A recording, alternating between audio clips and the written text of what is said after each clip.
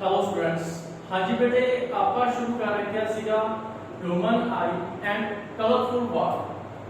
आज बेटे ना ਆਪਾਂ ਲਾਸਟ ਟੌਪਿਕ ਕਰਨ ਜਾ ਰਹੇ ਹਾਂ ਤੇ ਲਾਸਟ ਵਿੱਚ ਜਿਹੜੇ ਆਪਣੇ ਟੌਪਿਕ ਨੇ ਕੁਐਸਚਨ ਹੀ ਬਣਦੇ ਆ ਬੇਟੇ ਤੇ ਬਹੁਤ ਹੀ ਇੰਪੋਰਟੈਂਟ ਕੁਐਸਚਨ ਇਹਨਾਂ ਵਿੱਚੋਂ ਕੁਐਸਚਨ ਪੁੱਛੇ ਜਾਂਦੇ ਆ ਆਪਣੇ।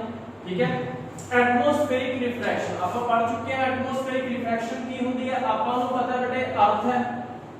ठीक है जी, अर्थ ਦੀਆਂ ਅਲੱਗ-ਅਲੱਗ ਕੀ ਨੇ ਇੱਥੇ ਲੇਅਰਸ ਨੇ। ਅਲੱਗ-ਅਲੱਗ ਕੀ ਨੇ ਇੱਥੇ ਆਪਣੇ ਕੋਲੇ ਲੇਅਰਸ।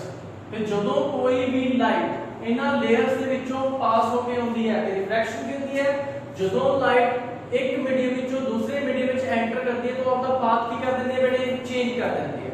ਠੀਕ ਹੈ ਬੇਟੇ, ਇਹਨੂੰ ਆਪਾਂ ਕੀ ਕਹਿ ਦਿੰਦੇ ਆ, ਰਿਫਰੈਕਸ਼ਨ। ਤੇ ਇੱਥੇ ਵੀ ਬਾਰ-ਬਾਰ ਇੱਕ ਤੋਂ ਦੂਸਰੇ ਮੀਡੀਅਮ ਵਿੱਚ ਐਂਟਰ ਕਰਦੀ ਹੈ। ਲਾਸਟ ਟੌਪਿਕ ਵਿੱਚ ਆਪਾਂ ਕੀਤਾ ਸੀਗਾ ਜਿਹਦੀ ਵਜ੍ਹਾ ਨਾਲ ਪਾਥ ਕੀ ਹੁੰਦਾ ਰਹਿੰਦਾ ਹੈ, ਚੇਂਜ ਹੁੰਦਾ ਰਹਿੰਦਾ ਹੈ। ਤੇ ਆਪਾਂ ਇਸ ਚੀਜ਼ ਨੂੰ ਕੀ ਕਹਿੰਦੇ ਆ, ਐਟਮੋਸਫੇਰਿਕ ਰਿਫਰੈਕਸ਼ਨ। ਐਟਮੋਸਫੇਰਿਕ ਰਿਫਰੈਕਸ਼ਨ ਦੀ ਵਜ੍ਹਾ ਨਾਲ ਹੀ ਜਿਵੇਂ ਕਿ ਜਿਹੜੇ ਸਟਾਰ ਹੁੰਦੇ ਆ, ਠੀਕ ਹੈ, ਜਿਹੜੀ ਉਹ ਐਕਚੁਅਲ ਪੋਜੀਸ਼ਨ ਤੇ ਆਪਾਂ ਨੂੰ ਦਿਖਾਈ ਦਿੰਦੇ ਆ, ਜਿਹੜੀ ਪੋਜੀਸ਼ਨ ਤੇ ਆਪਾਂ ਨੂੰ ਦਿਖਾਈ ਦੇ ਰਿਹਾ ਉੱਥੇ ਉਹ ਹੁੰਦੇ ਨਹੀਂਗੇ, ਉਸ ਪੋਜੀਸ਼ਨ ਤੋਂ ਥੋੜਾ ਹਟ ਕੇ ਹੁੰਦੇ ਆ।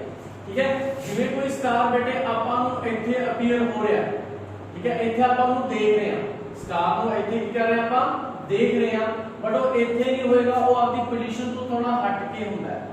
ਆਪਦੀ ਪੋਜੀਸ਼ਨ ਤੋਂ ਥੋੜਾ ਜਿਹਾ ਹਟ ਕੇ ਹੁੰਦਾ ਹੈ।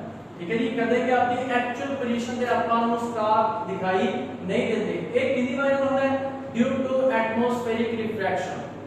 ਜਿਵੇਂ ਕਿ ਬੇਟਾ ਆਪਾਂ ਐਗਜ਼ਾਮਪਲ ਲੈ ਲਈਏ, ਆਪਾਂ ਇੱਕ ਗਲਾਸ ਲਿਆ, ਕੱਚ ਦਾ ਗਲਾਸ, ਉਹਦੇ ਵਿੱਚ ਪਾਣੀ ਪਾਤਾ, ਪਾਣੀ ਪਾ ਕੇ ਉਹਦੇ ਵਿੱਚ ਇੱਕ ਸਟਿਕ ਰੱਖ ਦਿੱਤੀ। ਠੀਕ ਹੈ, ਕੀ ਰੱਖਦੇ ਨੇ ਆਪਾਂ, ਇੱਕ ਸਟਿਕ ਆਪਾਂ ਨੂੰ ਟੁੱਟੀ ਹੋਈ ਦਿਖਾਈ ਦਿੰਦੀ ਹੈ, ਹਾਫ ਪਿੱਛੇ ਹਾਫ ਥੋੜੀ ਅੱਗੇ ਦਿਖਾਈ ਦਿੰਦੀ ਹੈ ਜਦੋਂ ਆਪਾਂ ਸਾਈਡ ਤੋਂ ਦੇਖਦੇ ਹਾਂ।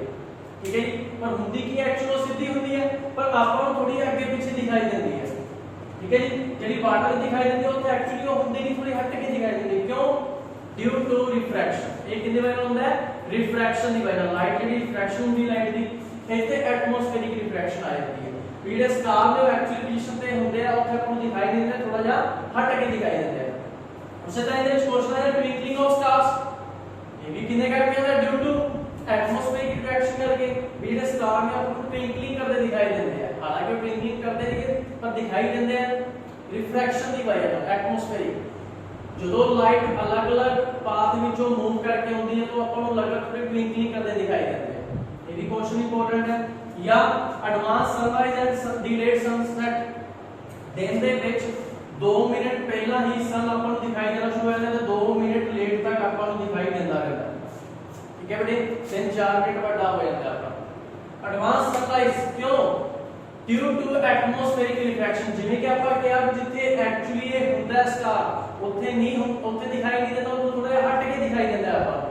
ਉਹੀ ਸੇਮ ਚੀਜ਼ ਅਜੇ ਤਰ੍ਹਾਂ ਜਿਹੜਾ ਸਨ ਹੋਏਗਾ ਉਹ ਥੋੜਾ ਜਿਹਾ ਨੀਚੇ ਹੋਏਗਾ, ਬਟ ਆਪਾਂ ਨੂੰ ਰਿਫਰੈਕਸ਼ਨ ਦੀ ਵਜ੍ਹਾ ਨਾਲ ਉਹ ਆਪਣੀ ਐਕਚੁਅਲ ਪੋਜੀਸ਼ਨ ਤੇ ਦਿਖਾਈ ਨਾ ਦੇ ਕੇ ਆਪਾਂ ਨੂੰ ਕਿੱਥੇ ਦਿਖਾਈ ਦਿੰਦਾ, ਥੋੜਾ ਹਟ ਕੇ ਦਿਖਾਈ ਦਿੰਦਾ।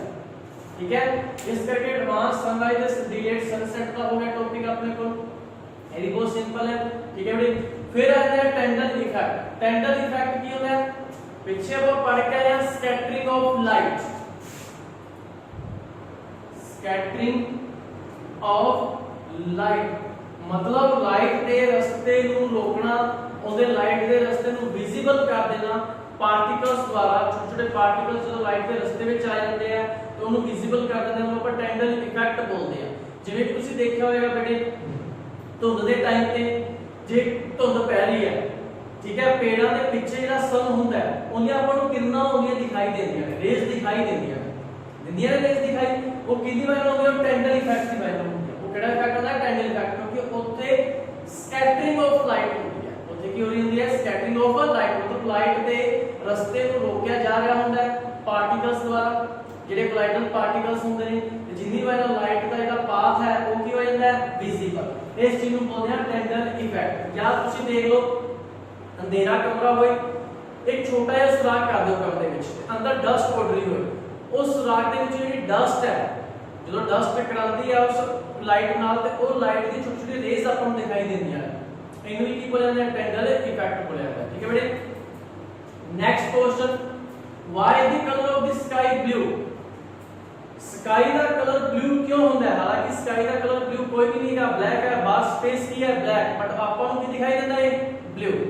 ठीक है। ये भी किन्ने वे नाल होंदा है, ये होंदा स्कैटरिंग ऑफ लाइट, इहदे च डिस्पर्शन ऑफ लाइट हो जांदा अपने कोल, ये होंदा अपने डिस्पर्शन, वाइट लाइट दा डिस्पर्शन हो जांदा है ड्यू टू किन्ने करके, एटमॉस्फेयर करके, किन्ने करके, एटमॉस्फेयर करके जेडी वाइट लाइट सन विच आउंदी है, सन विच जेडी अपने कोले वाइट लाइट आ रही होंदी है ਉਹਦਾ डिस्पर्शन हो जाता है, ठीक है जी। प्रिज्म, इथों प्रिज्म ही यूज कर रहे हैं आप, प्रिज्म की जगह पे की है अपने कोले एटमॉस्फेयर, प्रिज्म की जगह पे की है अपने कोले एटमॉस्फेयर। ते आपां नूं पता है जेड़ा अपने कोले ब्लू हुंदा, ब्लू कलर, इहदी जेडी वेवलेंथ हुंदी है ब्लू कलर दी वेवलेंथ वो बहुत घट हुंदी है, जो लाइट जेडी वेवलेंथ होंदी है वो घट हुंदी है, वो जल्दी स्कैटर हो जाती है, ठीक है, जल्दी क्या होती है, scatter due to atmosphere, atmosphere ਦੇ ਨਾਲ ਸਕੈਟਰ ਹੋ ਜਾਂਦੀ ਹੈ, ਜਿੰਦੀ ਵਜ੍ਹਾ ਨਾਲ ਬਲੂ ਕਲਰ ਸਾਰਾ ਐਟਮॉस्फेयर ਦੇ ਵਿੱਚ ਫੈਲ ਜਾਂਦਾ ਹੈ। ਇਸ ਕਰਕੇ ਸਕਾਈ ਹੈ ਜਿਹੜਾ ਬੇਟੇ ਉਹ ਆਪਾਂ ਨੂੰ ਬਲੂ ਕਲਰ ਦਾ ਦਿਖਾਈ ਦਿੰਦਾ ਹੈ, ਠੀਕ ਹੈ ਬੇਟੇ, ਸਮਝ ਲੱਗੀ। ਫਿਰ ਕੁਐਸਚਨ ਆ ਜਾਂਦਾ ਹੈ colour of the sun at the sunset ਔਰ ਸਨਰਾਈਜ਼, ਜਦੋਂ ਤੇ ਆਪਾਂ ਦੇਖਦੇ ਹਾਂ ਸਨ ਨੂੰ, ਇਹ ਆਪਣੇ ਕੋਲ ਬੇਟੇ ਅਲਫ ਹੋਗੀ, ਇੱਥੇ ਸਨ ਹੈ, ये रेड कलर का दिखाई देता है, सन राइज हो रहा है, सन सनसेट, बट जदों इत्थे हुंदा है उदों आपां नूं येलो कलर का दिखाई देता है, इत्थे किहड़े कलर का दिखाई दे रहा आपां नूं रेड कलर का, ठीक है बेटे। सनराइज ते सनसेट दी टाइम जेड़ा सन है वो रेड कलर का दिखाई देता है, बट ਜਦੋਂ ਨੂਨ आफ्टरनून ਦਾ ਟਾਈਮ, ਨੂਨ ਦਾ ਟਾਈਮ ਹੁੰਦਾ ਹੈ ਉਦੋਂ ਆਪਾਂ ਨੂੰ ਯੈਲੋ ਕਲਰ ਦਾ ਦਿਖਾਈ ਦਿੰਦਾ। ਦੇਖੋ ਬੇਟੇ ਆਪਾਂ ਇਸ ਪੋਜੀਸ਼ਨ ਤੇ ਹਾਂ, ਠੀਕ ਹੈ ਜੀ, ਇਸ ਪੋਜੀਸ਼ਨ ਤੇ ਖੜੇ ਆਪਾਂ, ਇੱਥੋਂ ਇੱਥੇ ਆਪਣੇ ਤੇ ਜਿਹੜਾ ਸਨ ਹੈ ਇਹ ਹੌਰੀਜ਼ੌਂਟਲ ਪੋਜੀਸ਼ਨ ਹੁੰਦੀ ਹੈ, ਕਿਹੜੀ ਪੋਜੀਸ਼ਨ ਹੁੰਦੀ ਹੈ, ਹੌਰੀਜ਼ੌਂਟਲ ਪੋਜੀਸ਼ਨ, हॉरिजॉन्टल पोजीशन ते ए वाली ਜਿਹੜੀ ਪੋਜੀਸ਼ਨ ਹੁੰਦੀ ਹੈ ਇਹ ਵਰਟੀਕਲ ਪੋਜੀਸ਼ਨ ਹੁੰਦੀ ਹੈ। ਜਦੋਂ ਸਨ ਆਪਣੇ ਨਾਲ ਹੌਰੀਜ਼ੌਂਟਲ ਪੋਜੀਸ਼ਨ ਤੇ ਹੁੰਦਾ ਹੈ, ਠੀਕ ਹੈ ਜੀ, ਉਦੋਂ ਆਪਣੇ ਤੇ ਸਨ ਦੇ ਵਿੱਚ ਡਿਸਟੈਂਸ ਬਹੁਤ ਜ਼ਿਆਦਾ ਹੁੰਦਾ ਹੈ। ਡਿਸਟੈਂਸ ਜ਼ਿਆਦਾ ਹੋਣ ਦੀ ਵਜ੍ਹਾ ਨਾਲ ਆਪਾਂ ਨੂੰ ਪਤਾ ਹੈ ਕਿ ਸਨ ਦੀ ਵਾਈਟ ਲਾਈਟ ਦੇ 7 ਕਲਰ ਹੁੰਦੇ ਆ, ਠੀਕ ਹੈ ਜੀ, 7 ਕਲਰ ਆਪਸ ਮਤਲਬ ਸਕੈਟਰ ਹੁੰਦੇ ਰਹਿੰਦੇ ਆ, ਬਟ ਜਿਹੜਾ ਰੈੱਡ ਕਲਰ ਹੁੰਦਾ ਹੈ ਇਹਦੀ ਵੇਵਲੈਂਥ ਸਭ ਤੋਂ ਜ਼ਿਆਦਾ ਹੁੰਦੀ ਹੈ, ਇਹਦੀ ਵੇਵਲੈਂਥ ਵੀ ਹੁੰਦੀ ਹੈ ਸਭ ਤੋਂ ਜ਼ਿਆਦਾ। ਇਹ ਆਪਾਂ ਨੂੰ ਦੂਰ ਤੋਂ ਹੀ ਦਿਖਾਈ ਦੇ ਦਿੰਦਾ ਹੈ, ਜਿਵੇਂ ਤੁਸੀਂ ਦੇਖਿਆ ਹੋਵੇਗਾ ਉੱਚੇ ਉੱਚੇ ਟਾਵਰ ਜਾਂ ਬਿਲਡਿੰਗ ਹੁੰਦੇ ਨੇ ਉੱਪਰ ਰੈੱਡ ਲਾਈਟ ਲੱਗੀ ਹੁੰਦੀ ਹੈ, ਕਿਉਂ? ਕਿਉਂਕਿ ਉਹ ਐਰੋਪਲੇਨਸ ਜਿਹੜੇ ਉੱਡ ਰਹੇ ਹੁੰਦੇ ਨੇ ਉਹਨਾਂ ਨੂੰ ਦੂਰੋਂ ਹੀ ਦਿਖਾਈ ਦੇ ਦਿੰਦੀ ਹੈ, ਇਹਦੀ ਵੇਵਲੈਂਥ ਬਹੁਤ ਜ਼ਿਆਦਾ ਹੁੰਦੀ ਹੈ। ਬਾਕੀ ਕਲਰ ਕੀ ਹੁੰਦੇ ਸਕੈਟਰ, ਜਿਵੇਂ ਕਿ ਬਲੂ ਕਲਰ ਆਇਆ, ਬਲੂ ਤੇ ਸਕੈਟਰ ਹੋ ਗਿਆ ਆਪਣੇ ਐਟਮੋਸਫੇਅਰ ਵਿੱਚ, ਸਿਰਫ ਆਪਣੇ ਤੱਕ ਕਿਹੜਾ ਕਲਰ ਪਹੁੰਚਦਾ ਹੈ, ਰੈੱਡ, ਠੀਕ ਹੈ ਬੇਟੇ। ਉਹੀ ਸੇਮ ਗੱਲ ਸਨਸੈਟ ਤੇ ਵੀ ਹੁੰਦੀ ਹੈ, ਜਦੋਂ ਸਨਸੈਟ ਹੋਊਗਾ ਤਾਂ ਉਦੋਂ ਵੀ ਹੌਰੀਜ਼ੌਂਟਲ ਪੋਜੀਸ਼ਨ ਤੇ ਹੁੰਦਾ ਹੈ। ਆਪਣੇ ਤੇ ਸਨ ਵਿੱਚ ਦੀ ਜਿਹੜਾ ਡਿਸਟੈਂਸ ਹੁੰਦਾ ਹੈ ਉਹ ਕੀ ਹੁੰਦਾ ਬੇਟੇ, ਬਹੁਤ ਜ਼ਿਆਦਾ ਹੁੰਦਾ ਹੈ, ਜਿੰਦੀ ਵਜ੍ਹਾ ਨਾਲ ਸਿਰਫ ਰੈੱਡ ਕਲਰ ਦੀ ਹੀ ਜਿਹੜੀ ਵੇਵਲੈਂਥ ਹੈ ਉਹੀ ਆਪਣੇ ਤੱਕ ਪਹੁੰਚ ਸਕਦੀ ਹੈ, ਬਾਕੀ ਰਸਤੇ 'ਚ ਕੀ ਹੋ ਜਾਂਦੇ ਨੇ, ਸਕੈਟਰ ਹੋ ਜਾਂਦੇ ਐਟਮੋਸਫੇਅਰ ਦਾ, ਠੀਕ ਹੈ ਬੇਟੇ।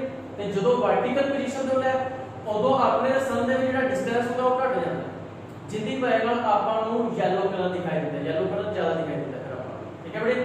ਸਮਝ ਲੱਗੀ ਕੋਈ ਪ੍ਰੋਬਲਮ? ਇਹ ਵੀ ਕੁਐਸਚਨ ਬਹੁਤ ਸਿੰਪਲ ਹੈ। ਜਾਂ ਇੱਕ ਕੁਐਸਚਨ ਪੁੱਛਿਆ ਜਾ ਸਕਦਾ ਹੈ, ਜਿਹੜੇ ਐਸਟਰੋਨੌਟਸ ਹੁੰਦੇ ਨੇ ਜਿਹੜੇ ਬਾਹਰ ਜਾਂਦੇ ਆ ਉਹਨਾਂ ਨੂੰ ਜਿਹੜਾ ਸਕਾਈ ਆ ਉਹ ਬਲੈਕ ਦਿਖਾਈ ਦਿੰਦਾ ਹੈ, ਬਟ ਆਪਾਂ ਨੂੰ ਨੀਚੋਂ ਆਪਾਂ ਉੱਪਰ ਦੇਖਦੇ ਆ ਆਪਾਂ ਨੂੰ ਕੀ ਦਿਖਾਈ ਦਿੰਦਾ ਹੈ, ਬਲੂ, ਸਕਾਈ ਬਲੂ, ਉਹਨਾਂ ਨੂੰ ਸਪੇਸ ਬਲੈਕ ਦਿਖਾਈ ਦਿੰਦਾ, ਆਪਾਂ ਨੂੰ ਸਪੇਸ ਕੀ ਦਿਖਾਈ ਦਿੰਦਾ ਹੈ, ਬਲੂ ਕਲਰ ਦਾ। ਕਿਉਂ? ਕਿਉਂਕਿ ਬੇਟੇ ਆਪਾਂ ਨੂੰ ਪਤਾ ਹੈ ਜਿਹੜਾ ਬਲੂ ਕਲਰ ਦਿਖਾਈ ਦੇ ਰਿਹਾ ਇਹ ਕਿਹਦੀ ਵਜ੍ਹਾ ਨਾਲ ਦਿਖਾਈ ਦੇ ਰਿਹਾ, ਆਪਾਂ ਨੂੰ ਐਟਮੋਸਫੇਰਿਕ ਸਕੈਟਰਿੰਗ, ਜਿਹੜੀ ਲਾਈਟ ਦੀ ਸਕੈਟਰਿੰਗ ਹੋਣੀ ਹੈ, ਠੀਕ ਹੈ। ਹੁਣ ਜਿਹੜਾ ਆਪਣਾ ਐਟਮੋਸਫੇਅਰ ਹੈ ਕੁਝ ਹਾਈਟ ਤੱਕ ਹੀ ਹੈ, ਉਸ ਤੋਂ ਬਾਅਦ ਐਟਮੋਸਫੇਅਰ ਖਤਮ ਹੋ ਜਾਂਦਾ ਹੈ, ਤਾਂ ਆਪਾਂ ਨੂੰ ਪਤਾ ਜਿੱਥੇ ਤੱਕ ਐਟਮੋਸਫੇਅਰ ਹੈ ਉੱਥੋਂ ਹੀ ਲਾਈਟ ਦਾ ਸਕੈਟਰਿੰਗ ਹੋਣਾ ਸ਼ੁਰੂ ਹੋਏਗਾ। ਪਿੱਛੋਂ ਸਨਲਾਈਟ ਆਈ, ਇੱਥੋਂ ਇਸ ਤੋਂ ਬਾਅਦ ਹੀ ਸਨਲਾਈਟ ਦਾ ਸਕੈਟਰਿੰਗ ਹੋਣਾ ਕੀ ਹੋਏਗਾ ਸ਼ੁਰੂ। ਇਸ ਰੀਜ਼ਨ ਦੇ ਵਿੱਚ ਹੀ ਜਿਹੜੀ ਸਨਲਾਈਟ ਹੈ ਬਲੂ ਕਲਰ ਹੈ ਉਹ ਸਕੈਟਰ ਹੋਣਾ ਸ਼ੁਰੂ ਹੋ ਜਾਏਗਾ। ਇਸ ਤੋਂ ਜਿਹੜਾ ਉੱਪਰ ਵਾਲਾ ਰੀਜ਼ਨ ਹੈ ਉੱਥੇ ਬਲੂ ਕਲਰ ਸਕੈਟਰ ਨਹੀਂ ਹੋਊਗਾ, ਉੱਥੋਂ ਸਿਰਫ ਇਕੱਲੀ ਵਾਈਟ ਲਾਈਟ ਹੀ ਆਉਂਦੀ ਹੈ, ਉੱਥੋਂ ਕਿਹੜੀ ਕਿਹੜੀ ਆਉਂਦੀ ਹੈ ਆਪਣੇ ਕੋਲੇ, ਵਾਈਟ ਲਾਈਟ ਹੀ ਹੁੰਦੀ ਹੈ। ਇਸ ਕਰਕੇ ਜਿਹੜੇ ਐਸਟਰੋਇਡਸ ਬਾਹਰ ਘੁੰਮ ਰਹੇ ਹੁੰਦੇ ਨੇ ਉਹਨਾਂ ਨੂੰ ਸਪੇਸ ਬਲੈਕ ਦਿਖਾਈ ਦਿੰਦਾ ਹੈ, ਆਪਾਂ ਨੂੰ ਕੀ ਦਿਖਾਈ ਦਿੰਦਾ ਹੈ, ਬਲੂ ਦਿਖਾਈ ਦਿੰਦਾ ਹੈ, ਠੀਕ ਹੈ ਬੇਟੇ। ਦੀ ਹਾਈਟ ਸਿਰਫ ਇਹਦੀ ਕੁਝ ਪੁਆਇੰਟ ਤੱਕ ਹੀ ਹੈ, ਕੁਝ ਕਿਲੋਮੀਟਰ ਤੱਕ ਹੀ ਹੈ, ਠੀਕ ਹੈ ਬੇਟੇ।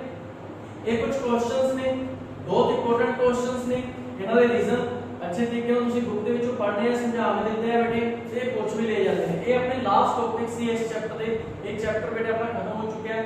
ਆਈ ਹੋਪ ਤੁਹਾਨੂੰ ਇਹ ਚੈਪਟਰ ਵੀ ਵਧੀਆ ਸਮਝ ਲੱਗਿਆ ਹੋਵੇਗਾ। ਓਕੇ ਬੇਟੇ, ਥੈਂਕ ਯੂ।